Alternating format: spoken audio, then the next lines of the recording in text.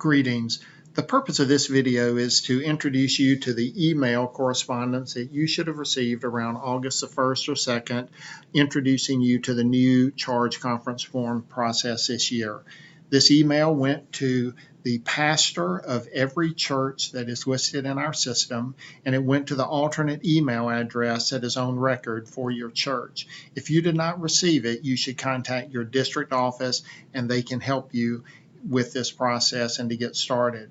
All the information that I'll be covering and that is included on this email is also available on the Connectional Ministries website on the conference web page.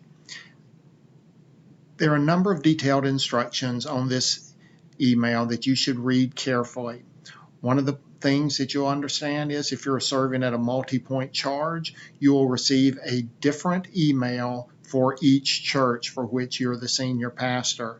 That's going to become very important because there's a hyperlink at the bottom of the email that will take you to the online portal or church dashboard where you will complete the process and enter the information for your church.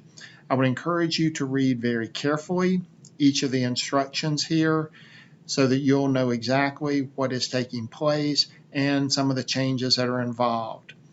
I understand that a number of you will want to have a paper copy of many of these instructions and the process. In paragraph 5, you'll see some hyperlinks that are listed here.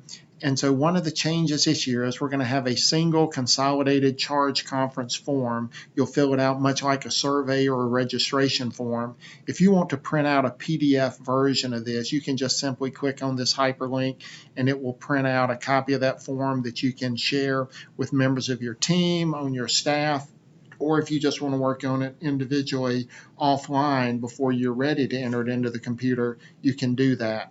There are a number of forms that are going to be very familiar to you from the past, both required and optional forms. You can also print those out as well, but know that when you get into the process, there are editable versions online that you can use to type your answers, which will make it a little bit easier. Then you can save it and print it out to obtain the signatures for those forms that require signatures. But again, please read all of these instructions very carefully, so that you'll know exactly what to do. At the bottom of the email, this is the hyperlink that I was referring to go to your church dashboard. Each church in a multi-point charge will have a different email with a different hyperlink.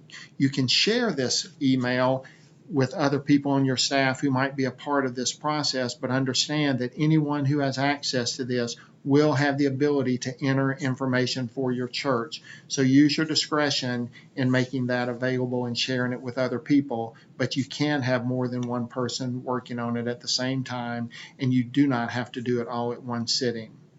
That's a brief overview of the initial correspondence from the conference office and from your district office. The next video will go into much more detail about the church dashboard and how you will use that tool.